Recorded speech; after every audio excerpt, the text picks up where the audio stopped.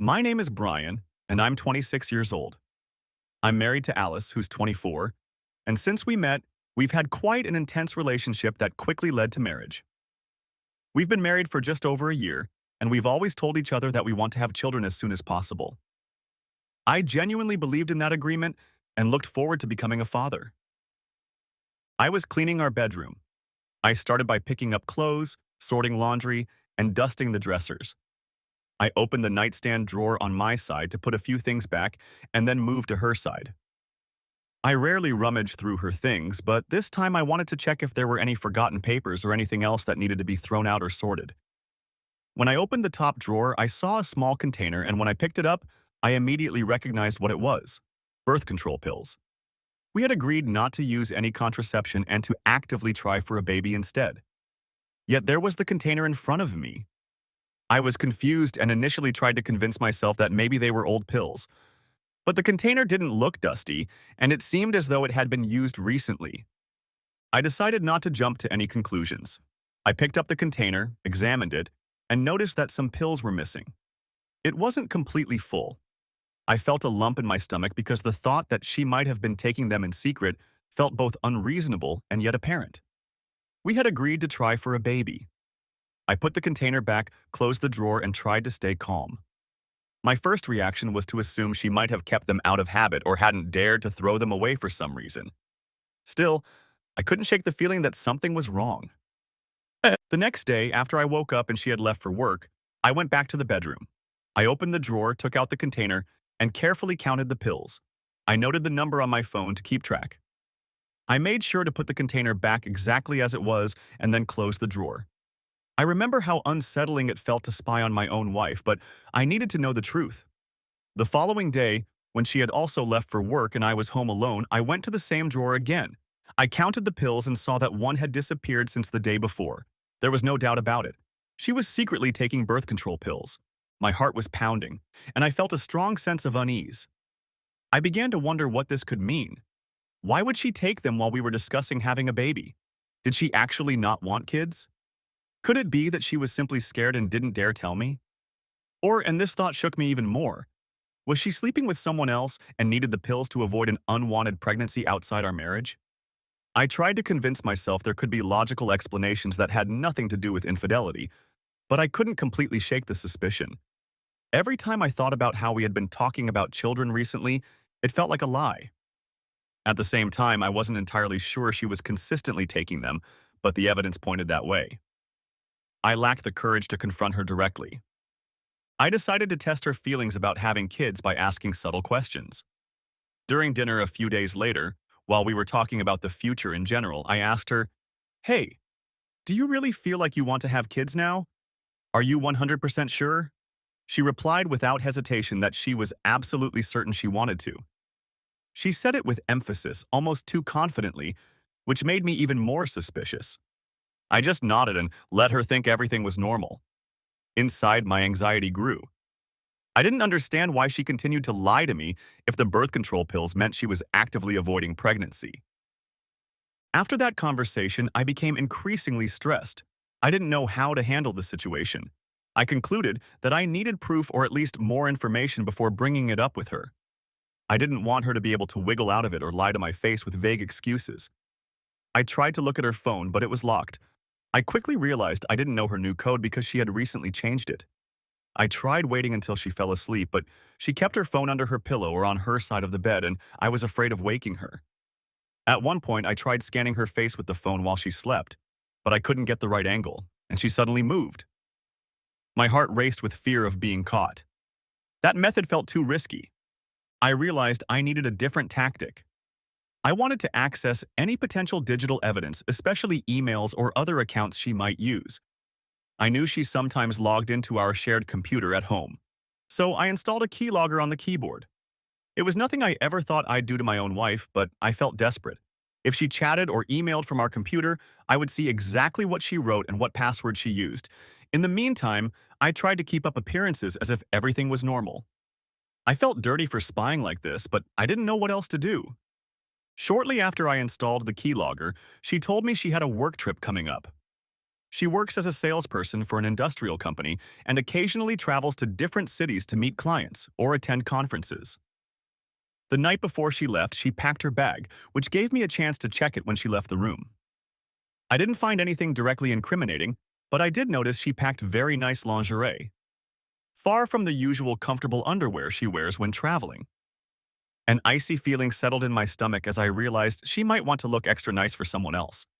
It felt terrible to even think about it, but the thought was hard to suppress. She left for her trip. Those days while she was gone, I was tense, constantly checking the keylogger, but there wasn't much activity on the computer. When she came back, she was tired, but I saw my chance to discreetly go through her bag again. This time, the clothes were in a heap, and I saw her fancy lingerie. They were clearly used. It wasn't direct proof of infidelity, but the thought of her wearing them during the trip made me feel sick. I couldn't stop thinking about why she needed such sexy underwear if she was just going to business meetings in a pantsuit. It didn't feel right. Later that evening, when she had fallen asleep, I looked closer at the clothes she had worn for work. She usually wears a particular pantsuit when representing the company. It was the same pantsuit that lay draped over a chair. When I picked it up, I noticed several white stains around the collar, chest, and down toward the knees. I felt a strange sensation all over my body. It could have been something innocent, but I wasn't that naive. I looked closer at the stains and couldn't come up with any other explanation than that it was something bodily, someone else's secretion. A wave of nausea spread through me. I realized this was likely the clearest sign that she had done something with someone else. It was as if everything clicked into place. The secret birth control pills, the fancy underwear, these stains. I felt almost dizzy. I didn't dare bring it up with her directly. I needed to collect myself. One thought was that she would just deny it and claim it was some kind of dirt or spilled drink. She could make up anything. I felt completely betrayed and didn't know how to act. I decided to talk to a childhood friend I've trusted since I was young. He was, of course, shocked when I told him everything, but his advice was clear. He said I should go to a lawyer immediately, start the process, and be ready if the situation escalated. I was hesitant at first because it felt like a big step, but the more I thought about it, the more I realized I needed to protect myself and my interests. Additionally, it didn't feel right to walk around in uncertainty. I decided to book an appointment with a lawyer. It wasn't my intention to get divorced at that point, but I wanted to know my options. I met with the lawyer, went through some background on our finances, our housing, and the fact that we had only been married for a little over a year. The lawyer gave me some information on how to proceed if I wanted to file for divorce, but also encouraged me to try to gather more concrete evidence in case Alice would deny everything or try to manipulate me. I left the meeting with a strange mix of sorrow and relief. The sorrow came from even sitting with a lawyer planning for divorce, while the relief came from at least starting to take control of the situation. When Alice was home, she was often on her phone. I noticed she rarely left it unattended for more than a few seconds. I waited for an opportunity to access it. During this period, I regularly checked the keylogger I had installed on the computer. About a week after her last trip, she finally logged into her email from our computer. Through the keylogger, I got her email address and password. As soon as I saw it, I couldn't wait. I opened the computer, logged into her email, and started reading. I didn't find anything entirely explicit, but there was a clear conversation with one of her colleagues, a man I understood was her boss. They often wrote private jokes and mentioned shared dinners during trips, but nothing that could directly be classified as proof of infidelity. It was still overly familiar and gave me a sense that they were far too close to just be colleagues. Now I knew her boss's name, and my thoughts began to spin. I wondered if it was him who was the reason for the birth control pills and the stains on her clothes. But there were no pictures in the emails, no direct confessions, and no text clearly stating that they had slept together. I felt I needed more to be completely sure. I continued to play the role of the oblivious, loyal husband who suspected nothing. I tried to be kind, helpful, and understanding when she talked about work and her trips. At the same time, I was making plans to get hold of her phone. When you have someone's phone, it's easier to see texts, photos, or chats, depending on what apps they use.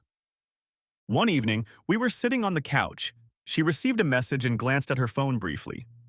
Then she put it down, still unlocked, as she got up to get a glass of water. I decided to make a quick attempt. I reached for the phone and said, "Can I borrow your phone for a bit? I need to check something." She reacted immediately, grabbing it and holding it close to her. I noticed her fear and how she almost stared at me. She asked why I couldn't just use my own phone or the computer. I replied that I just thought it would be quicker this way. She accused me of being controlling and questioned why I specifically wanted to borrow hers. I just said it didn't matter and dropped the attempt. But in my mind, it was clear. She had something to hide. Probably there was evidence on her phone that she absolutely didn't want me to see. We had a small argument where she claimed everyone has the right to privacy and that I was acting paranoid. I tried to stay calm and didn't mention the birth control pills or the white stains. I didn't want to show all my cards yet. After that incident, the atmosphere between us was quite cold for a few days. I felt like I needed to hold out and wait for the right moment. At the same time, I kept an eye on whether she had changed her behavior with her phone, and she had. She seemed even more vigilant, keeping it with her all the time and rarely leaving it unattended. Meanwhile, birth control pills kept disappearing from the container one by one. This confirmed to me that she continued to take them regularly. I started planning how I would confront her, but I hoped for clearer evidence, something that would make it impossible for her to talk her way out of it. It took nearly 2 months before I had my real breakthrough. One day, she was home and showering. Her phone was on the nightstand, and I saw from a distance that the screen was unlocked. Maybe she had been stressed and just put it down. My heart started pounding hard. I grabbed the phone and tried to be as quick as I could. I went straight to her messages. There I saw a conversation with the boss I had read about in the emails. I opened it, and what I found made me feel sick. There were explicit sexual messages. They described details about what they had done and what they wanted to do next time. There were pictures and videos clearly showing her in intimate situations with him, including one photo that explained how those stains had gotten on her clothes. The date on the photo confirmed it. There was no room for doubt anymore. I felt ashamed and nauseous when I saw pictures of her in situations with that man. They wrote about how they had slept together during work trips and planned for the next time. I got a cold feeling in my chest and a strong urge to just scream, but I forced myself to stay calm. I knew I needed to save this as evidence. I took a lot of screenshots and emailed them to myself from her phone. I put the phone back without deleting the screenshots, rushed to my closet, and started packing a bag with clothes. I wanted to get out of there immediately. I heard the shower turn off and realized I had little time left. I grabbed my laptop, some important papers, my charger, and ran to the car. I drove away without leaving a note. I didn't want to risk seeing her and being forced into a confrontation on the spot when I was so upset. I went to a colleague's place, a person I'd gotten to know quite well over the past year. I briefly explained that I needed a place to stay, at least temporarily. He saw the desperation in my eyes and understood something serious had happened, so he let me stay. Once I was there, I tried to calm down and go through everything I had seen. It all felt so absurd that my wife, who I thought wanted to start a family, had a secret sexual relationship with her boss. All the pieces fit together. I could barely sleep that night. I lay staring at the ceiling, wondering how I could even move forward from here.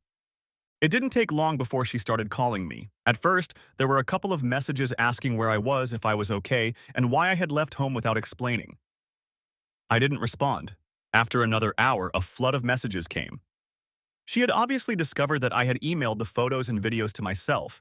She apologized, tried to explain herself, and made claims that it had never meant anything, that it had only happened a couple of times, that she felt pressured by her boss, and that she didn't know how to say no. She said the birth control pills had been a way to avoid pregnancy during these missteps. She admitted that part of the time she hadn't felt ready for kids but never dared to tell me. Her voice messages and texts ranged from outright apologies to half-hearted explanations where she blamed stress, alcohol, boredom in our relationship, and her boss enticing her with promises of a promotion. I quickly read through them but felt no sympathy. I was too angry and disappointed to respond. After collecting myself somewhat the next morning, I contacted my lawyer again. I told them I now had concrete evidence of infidelity. The lawyer listened and said we could proceed with the divorce papers when I was ready. I said I was ready. I didn't want to live in this lie for another second. I explained the situation to my parents and a few close friends by changing my relationship status on Facebook from married to single. Naturally, this generated a flood of questions from my relatives, wondering what had happened. I told those who called that Alice had been unfaithful and that I wouldn't tolerate it. It felt like a heavy weight was lifted off my shoulders as I openly declared our separation. I could no longer keep up any facade. I was furious thinking about how she had lied and destroyed our relationship. I wanted revenge, or at the very least, to ensure she didn't walk away unscathed. I thought of sending the compromising material to HR at Alice's job. I didn't know exactly how they would react, but I guessed that a relationship between a boss and a subordinate could be seen as a severe breach of company policy. I sent a selection of the most incriminating pictures and texts so there would be no doubt about what was going on. I received a response quite quickly. HR thanked me for the information and said they would investigate the matter. Within a few days, I learned that both had been terminated. I felt a sense of schadenfreude, but also deep sadness that everything had come to this. I wished deep down that Alice had never started the affair so we could have built our life together as planned. The phone continued to buzz with messages from her. When I didn't respond, she began sending outright threats. She wrote that she would come find me if I didn't reply, that I was ruining her life and career, and that she would get back at me in ways I couldn't imagine. I took screenshots of those threats and sent them to my lawyer. I was prepared for worse outbursts. I didn't respond. I didn't think it was worth engaging in a discussion with someone willing to lie, cheat, and now even threaten. Some of her friends also started contacting me. One of them, her best friend, called and tried to convince me to forgive Alice. She said everyone makes mistakes and that Alice loved me. When I said there was no chance, the friend began calling me weak and cowardly for not even trying to stay and solve the problems. She threw insults, saying I wasn't man enough to hold on to my wife and that I didn't understand that marriage required sacrifices. I hung up and blocked her number. I felt my anger growing, but I tried to stay calm. I knew there was no turning back. Over the next week, I searched intensively for an apartment. It was hard to find something good quickly, but after some effort, I managed to rent a smaller place. My first goal was to retrieve the belongings I wanted from our shared home. I asked two of my closest friends to accompany me as witnesses. I was afraid of what Alice might do, especially given the threats she had sent. We decided to go in the middle of the day when she was most likely at work. She usually didn't come home until late afternoon. When we arrived, we managed to get in with my key. She hadn't changed the locks or anything like that. We started packing my clothes, computer, tools, photos, and other items I considered mine. We were almost done when I heard the sound of a car and the key turning in the lock. She walked in and was first surprised, then furious when she saw us. She yelled at me, asking what the hell I was doing. I said nothing, just continued packing. She threw herself in front of me, trying to grab my arms, and I gently pushed her away. She started screaming that I had ruined her life, that what I had sent to her job had cost her her employment, and that I had no heart. She begged me to stay and work things out. She cried and pleaded for a second chance, but I just shook my head. When she realized I wasn't going to answer her questions or her pleas, she became hysterical. She screamed that I was a cowardly idiot and that I had nothing better to do than run away. My friend's wife tried to calm her down by asking her to take deep breaths and talk in a normal tone, but Alice refused to listen. She flailed her arms and ranted about how she was going to destroy everything for me. Suddenly, she wavered and collapsed to the floor. We realized she had either fainted or had a panic attack. My friend and I helped carry her to the bed, laid her there carefully, and checked to make sure she was breathing okay. She seemed to be in some kind of shock, so we put a pillow under her head and a blanket over her. We finished packing in silence and left. I took everything I needed and left the key on the kitchen counter. I called an ambulance, but when they asked if she was conscious, I said she seemed to be breathing, so they suggested I stay with her. But I said I didn't feel safe, and by now, she seemed to be regaining consciousness. I couldn't stay, so I left it at that. I felt like a terrible person, but at the same time, she had done worse to me and lied for a long time. I simply felt I couldn't be her support at this point. A few days later, there was a meeting with my lawyer where Alice and her lawyer were also present. It was about dividing our assets. Alice showed up dressed in clothes that seemed intended to impress or provoke me. She had also brought along the man she had cheated with. He sat there silently, and I tried to ignore him completely. I noticed Alice's lawyer looked slightly concerned when they realized who the man was. It was clear that his presence didn't help the negotiations. We had to go through bank accounts, loans, and what to do with the furniture. She seemed to hold it together but looked distant, occasionally throwing angry glances at me. I didn't return them. I just went through the practical points and focused on getting this over with as quickly as possible. We couldn't agree completely, so we scheduled another meeting for a few days later. At the next meeting, she came alone. She looked less defensive. During a break, she stood next to me and asked if she could talk in private. I said no, I want my lawyer present and I don't want any private discussions with you. She looked disappointed and irritated but stayed and apologized for everything. She said she had ended the relationship with her boss, deeply regretted her actions, and loved me. I replied that I accepted her apology but that it didn't mean I forgave her or wanted to rebuild anything. She asked if we might start over after the divorce was finalized, perhaps date and rebuild something new. I looked at her and firmly said no. I told her I would never give her another chance and that even though I accepted her apology to move on, there was no way I could forget the betrayal. After the final meeting with the lawyers, the divorce was finalized shortly afterward. I left our previous shared matters behind and looked ahead. I felt free, even though I carried a scar in my soul. I thought about how different my life could have been if she had just been honest, but now I was sure I had made the right decision. I had gathered all the evidence, gone through the humiliation, and realized I couldn't live with her. Part of me had hoped our dreams of family and children would become a reality, but it no longer felt like an option. Looking back on everything that happened, I realize I shouldn't have stayed in uncertainty for so long. I betrayed myself by not trusting my gut earlier, but I won't blame myself too much. I did what I thought was right and acted with hope that everything would work out. Now I'm divorced, and although there's a sadness over what was lost, I mostly feel relief. I've started to put it behind me and am trying to move on with life. Sometimes I think about how ironic it is that we talk so much about kids when everything she did indicated the opposite. I realize it's better to be alone than to live a lie. I have my friends, my family, and I know there's a new chapter ahead of me. I don't miss anything from what was. I've closed the door to that part of my life. Alice is someone I no longer need to think about. It feels good, after all. I am free. If you liked this story, please subscribe and give us a thumbs up. It helps a lot, and you won't miss out on any future stories. Take care and live your best life.